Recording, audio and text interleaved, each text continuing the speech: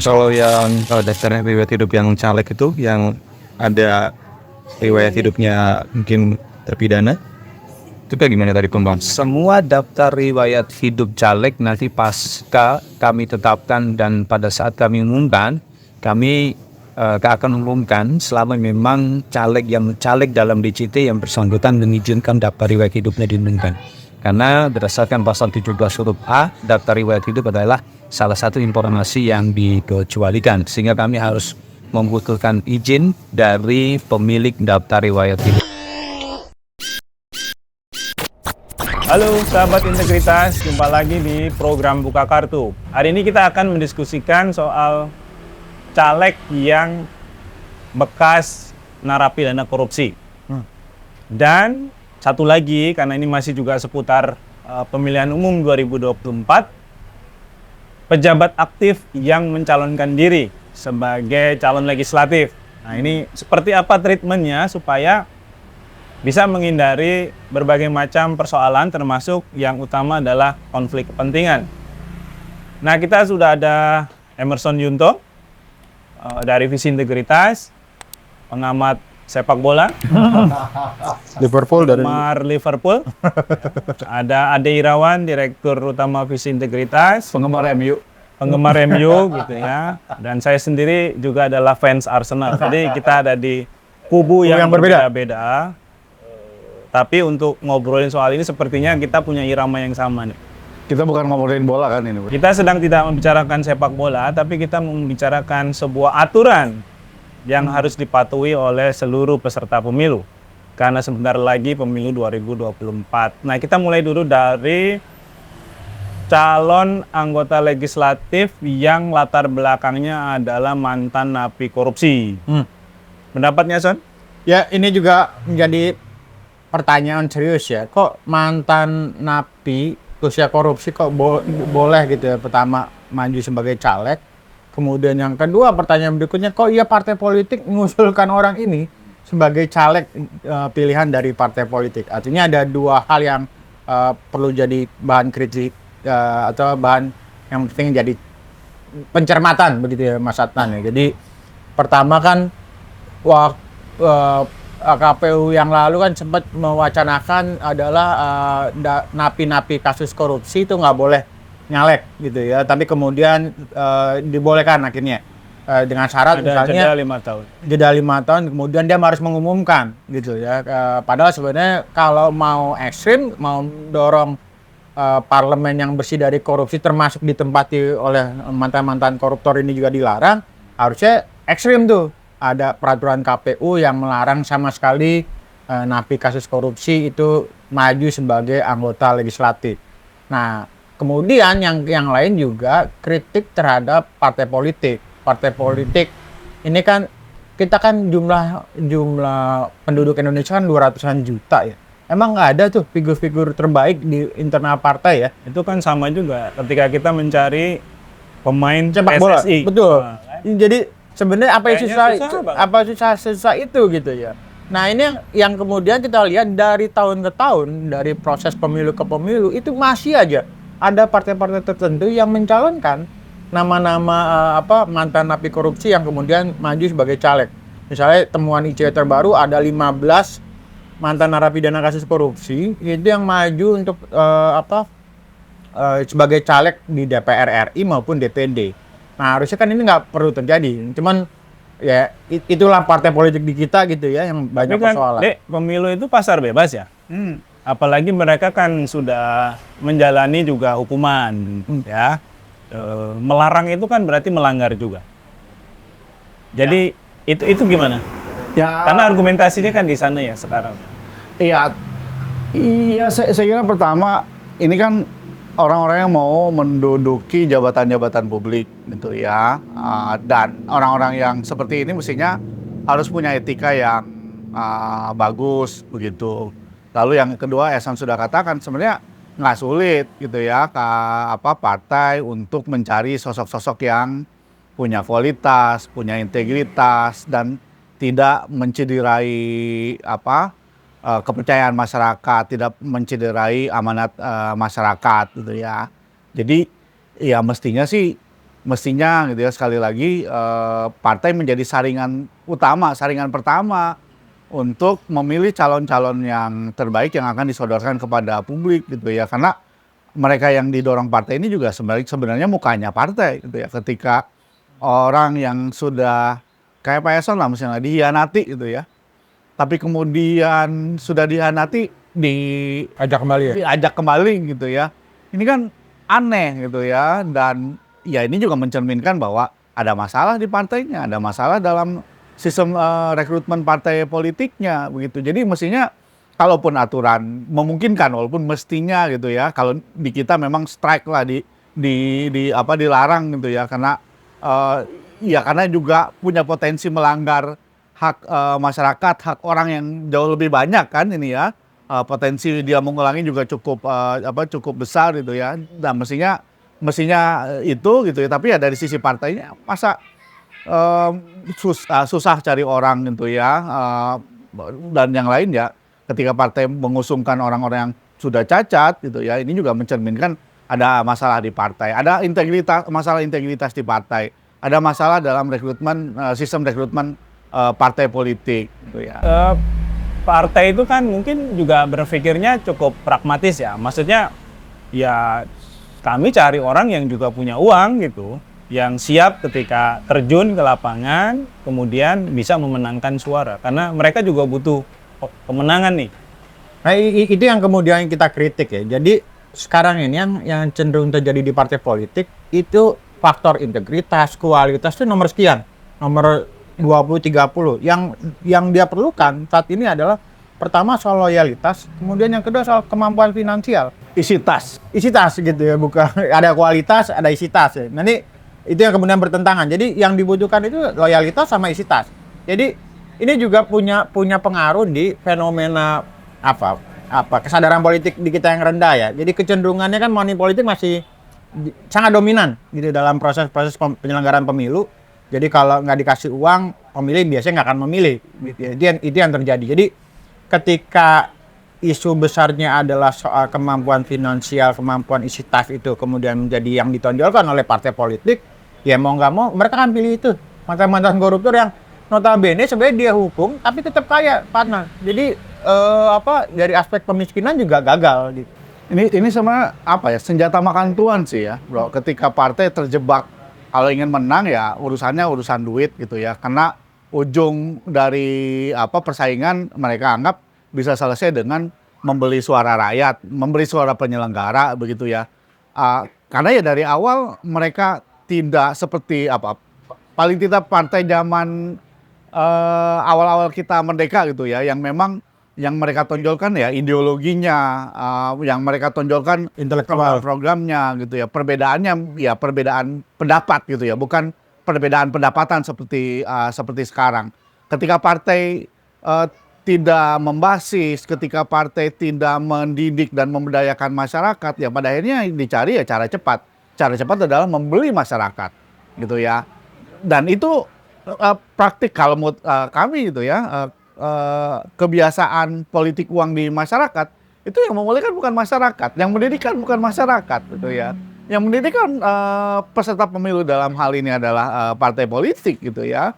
Karena pemilu ini kan mestinya juga jadi bagian dari pendidikan politik kepada masyarakat gitu ya, dan itu tidak dilakukan dengan baik oleh partai politik. Dan sekarang ini kembali ke mereka impact-nya, dampaknya, sehingga ya mereka juga tersandra, mesti cari orang-orang yang punya uang gitu ya. Nah kadang-kadang juga tidak punya loyalitas kepada partai gitu ya, bisa pindah ke manapun gitu ya. Dan ini jadi masalah. Dan saya kira ini nggak bisa dibiarkan berlarut-larut gitu ya, karena kita semua sepakat bahwa sekarang ujungnya dari partai politik gitu ya. Dan kita juga semua sepakat bahwa kita harus memperkuat partai politik kan, bukan membubarkan partai politik kan. Nah, salah satu cara memperkuat partai politik selain kaderisasi ya di pendanaan partai politik gitu ya.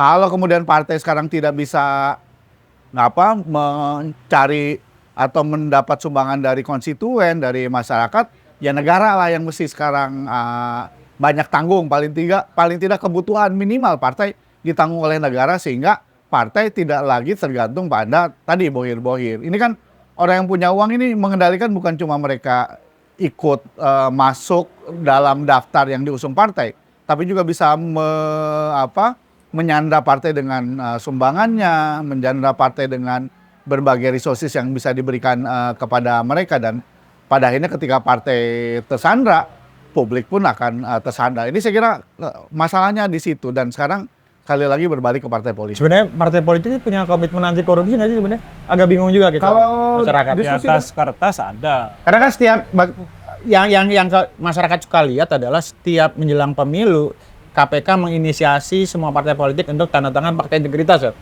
Tapi integritas itu ternyata bukan yang utama dari partai politik. Tapi sewaktu riset dengan orang di partai politik, banyak kok yang mau. Cuma mereka nggak mau speak up. Mereka terjebak pada sistemnya. Betul. Nah, sekarang mesti gini. speak up. Kita ini kan sudah berapa puluh tahun ya ngobrolin soal bagaimana partai itu perlu berbenah, partai itu perlu demokratis. Kalau kita sepakat sistem demokrasi yang kita pilih gitu ya. Tapi di satu sisi ada nggak sih insentif bagi partai yang concern di anti korupsi gitu? Karena toh ketika mereka nggak ada di situ, mereka tetap jadi pemenang pemilu, mereka tetap dipilih masyarakat, gitu ya. Nah ini kan sebenarnya masalah yang cukup serius ya. Kita nggak bisa ngutak-ngatik dari sisi Aturan. supply-nya nih, ya, karena supply-nya sendiri udah bermasalah. Tadi kita ngomong soal caleg-caleg yang bekas narapidana korupsi ya, meskipun kadang-kadang ya karena mereka juga sudah menjalani hukuman, sudah ada jeda 5 tahun ya. Kalau sekarang kan KPU persoalannya belum 5 tahun sudah diperbolehkan ya menurut PKPU. Belum lewat masa idah lah ya. Belum lewat masa idah, problemnya di sana gitu. Tapi setelah 5 tahun, toh mereka juga bisa maju. Menurut undang-undangnya tetap diperbolehkan. Dan di beberapa kasus mereka yang maju dari latar belakang napi koruptor juga tidak terpilih lah ya. Artinya ada di situ saringan yang dilakukan oleh pemilih gitu. Nah, kalau dari sisi supply-nya juga sulit untuk dibenahi. Sekarang pertarungannya kan ada di demand-nya nih di masyarakat. Masyarakat mau nggak ngambil barang yang seperti itu. Nah, bagaimana memperkuat demand-nya ini? Memang itu tantangannya ya. Di mana-mana, saya kira banyak riset yang memperlihatkan bahwa problem di kita itu apa ya? Democratic behavior-nya nggak ada. Orang nggak tahu kenapa mereka harus memilih. Kenapa ada pemilihan. Mereka juga nggak tahu siapa yang mereka pilih, gitu ya. Nah ini PR besar, dan ini mestinya sebenarnya ini tugas partai kan melakukan pendidikan ini, selain kemudian juga organisasi masyarakat sipil gitu ya. Karena ya betul, kalau kemudian saringan awalnya udah udah rusak, ya saringan di masyarakatnya paling tidak gitu ya. Kalau istilah Romo Manis ya lesser evil gitu ya, kalaupun bukan yang bersih gitu ya, paling tidak yang nggak kotor banget. Tapi itu kan juga jebakan ya, yang terus menerus ya. Yeah. Maksudnya wacana soal ya udahlah kita pilih yang paling nggak jelek gitu ya, yang baik di antara yang buruk. Tapi toh ternyata juga akhirnya kebijakan publiknya jadi bermasalah. Mau ngambil contoh yang ya maksudnya secara terus menerus gitu ya, kita kan juga menyuarakan soal itu.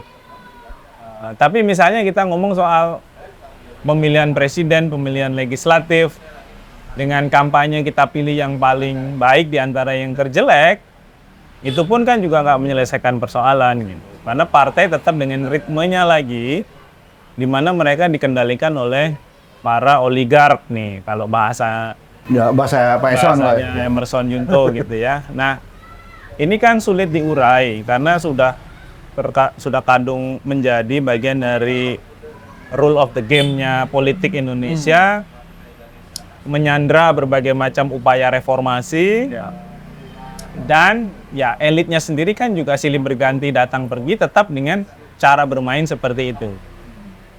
Nah, kalau pendekatannya tetap misalnya, makasih Mas, pendekatannya tetap adalah mengambil yang baik di antara yang terburuk, jangan-jangan kita terjebak lagi tuh dengan situasi yang sama. Nah, kalau kemudian ini terus-menerus terjadi, pertanyaannya sampai kapan masyarakat masih percaya dengan demokrasi nih? Karena kan itu juga akan sangat berpengaruh terhadap kemampuan bangsa ini bertahan ya. Demokrasi itu kan yang membangun dan memperkuat serta memelihara bangsa ini sebagai bangsa yang majemuk yang kemudian bersatu ya.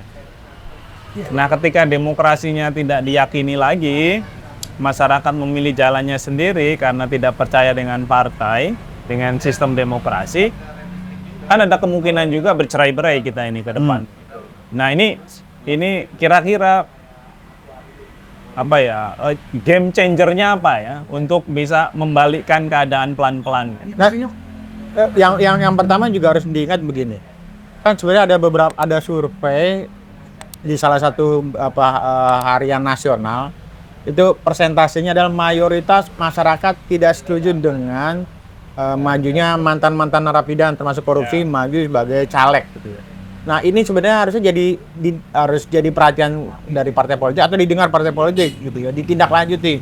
Apalagi ini kan masih DCS daftar calon sementara gitu ya. Nah, partai sebenarnya bisa melihat ini sebagai bagian dari mendengarkan aspirasi masyarakat dengan menganulir nama-nama yang tadi itu yang dicalonkan agar tidak misalnya maju mewakili partai politik.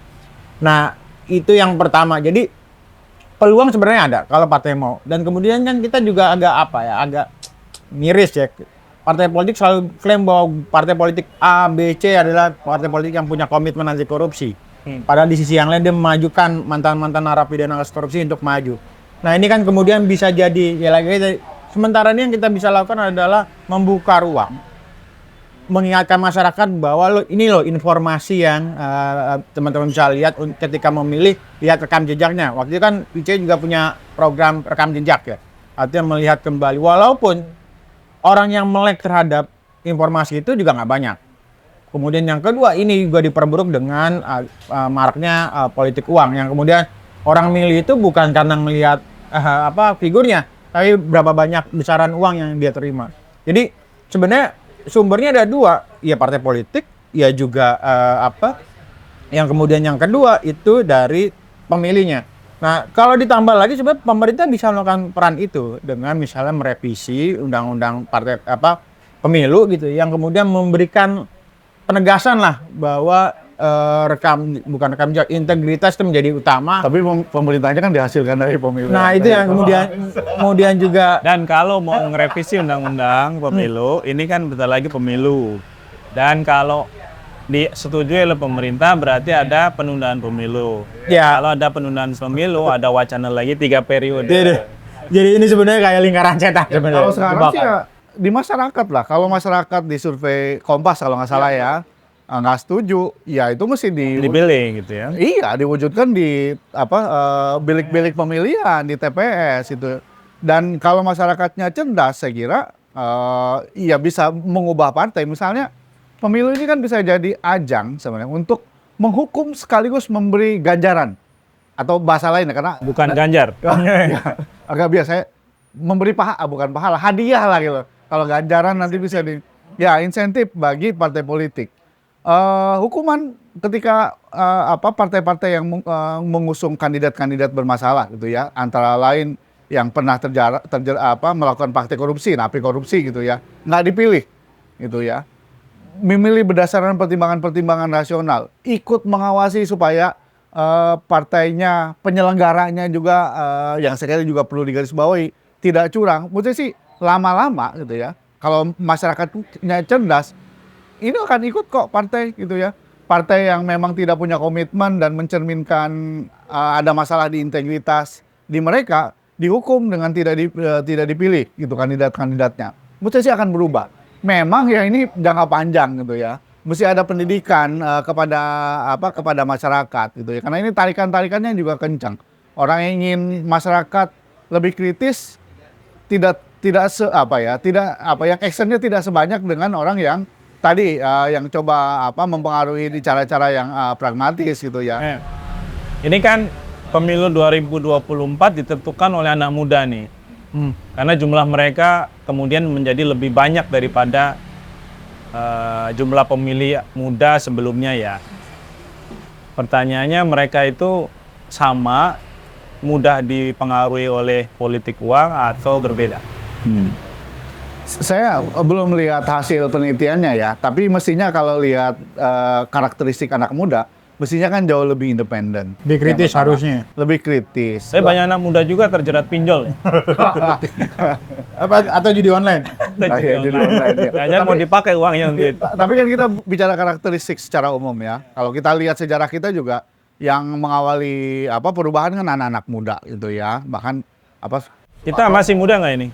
kita masih muda gitu ya. Kita bisa Menpora berubah. aja umurnya 50-an. Nanti pemuda olahraga. Ya mestinya jauh lebih kritis dan yang lain anak muda ini akan jadi korban utama kalau pemilunya korup.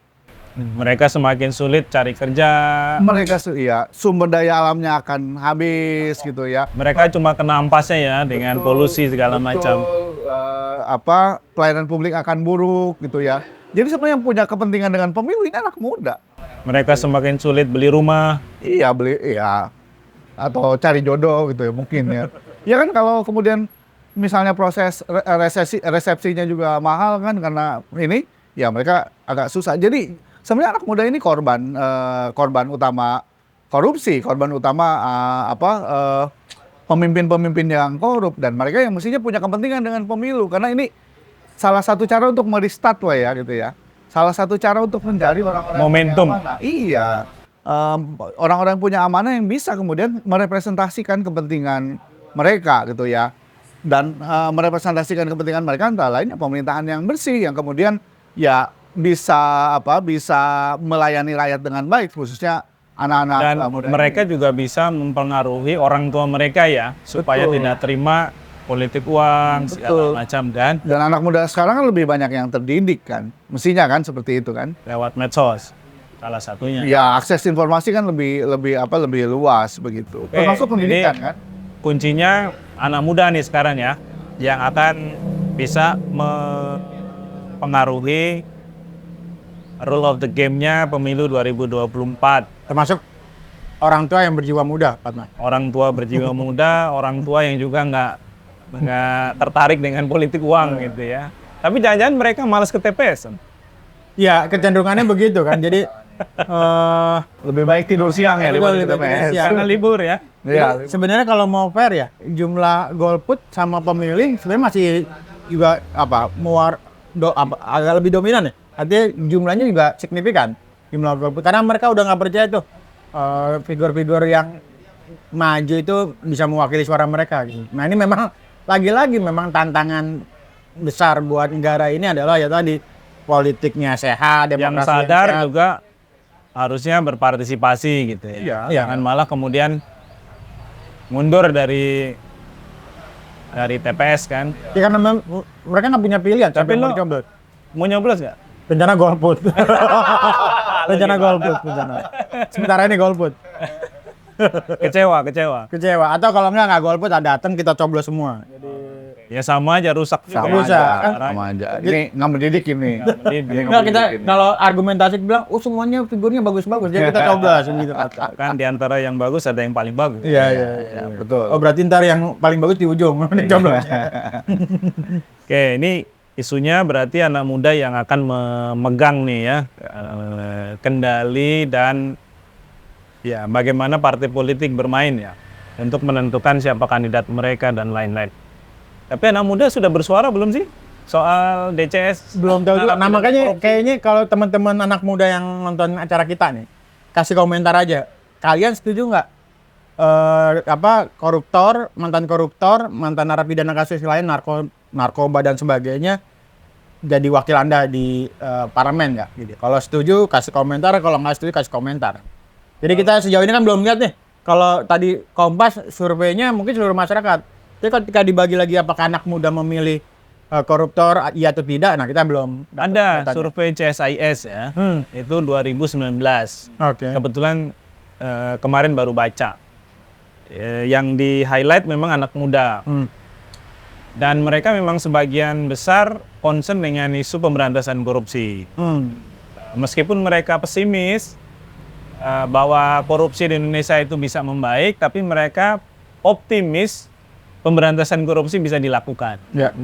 Artinya kan anak-anak muda ini masih punya concern yang besar ya terhadap isu korupsi, pemberantasannya, sehingga mungkin ketika mereka memilih juga salah satu saringannya di sana gitu ya. Nah, oke, itu soal napi korupsi gitu ya. Ya. Ada lagi kan yang lain itu menteri yang masih aktif Atau keluarga pejabat ya. atau oh ya ini kalau kita ngomong soal menteri misalnya Tapi ya, kayaknya atau itu akan pejabat, dibahas terlalu lama ya. Kita bahas di sesi yang lain. di sesi yang lain ya. Oke. Ada lagi nggak catatannya? Cukup sih, ya, lagi-lagi kita mengingatkan para pemilih ya, khususnya anak muda untuk kalau mau milih jangan hanya lihat partainya, tapi lihat rekam jejak orang yang akan Anda tunjuk gitu. Kalau bermasalah sebaiknya nggak usah. Dek, Ya mesti di track lah, paling tidak kita tahu siapa yang mau dipilih. Karena sekarang kan partai yang udah merilis ya, walaupun sekali lagi mestinya harapannya di mereka gitu ya, mereka yang menyaring. Sekarang ya tinggal kita yang menyaring gitu ya, dan memastikan bahwa orang yang dipilih ini adalah orang-orang yang punya kualitas, punya integritas, dan tidak punya rekam yang buruk. Dan bukan cuma itu saja saya kira, bukan cuma soal memilih, tapi mereka-mereka yang sadar ini juga ikut mendidik yang lain gitu ya, memberdayakan yang lain gitu ya, supaya mereka juga menggunakan momentum ini untuk memilih wakil mereka yang terbaik gitu ya, bukan memilih berdasarkan jumlah uang gitu ya. Dan kalau bisa ikut juga memantau gitu ya, memantau pesertanya, termasuk memantau penyelenggara pemilihan ini gitu ya, supaya pemilihan ini juga bisa berlangsung dengan fair. Karena biasanya orang-orang yang punya kualitas, integritas, isi tasnya nggak terlalu meyakinkan gitu dibanding orang-orang yang dipaksakan tadi gitu, karena isi tasnya yang meyakinkan. oke, Son, Ya. makasih, Dek. Jangan pilih mantan koruptor, pilih Liverpool aja, partner. Jauh. Itu salah pilih. Salah pilih. Daripada milih setan merah, Pak. Gitu. Kesan merah di posisi bawah ya. Posisi bawah sekarang, hampir degradasi kayaknya. Oke, sahabat integritas, pemilu 2024 nasibnya ada di tangan anak muda. Yuk, anak muda, kita perjuangkan integritas Republik ini dengan tidak memilih mantan napi korupsi, dengan menolak politik uang, dan memastikan partai politik itu memenuhi kehendak kita sebagai anak bangsa. Itu saja dari kita hari ini. Kita jumpa lagi di program Buka Kartu berikutnya. Jaga integritas, sampai jumpa.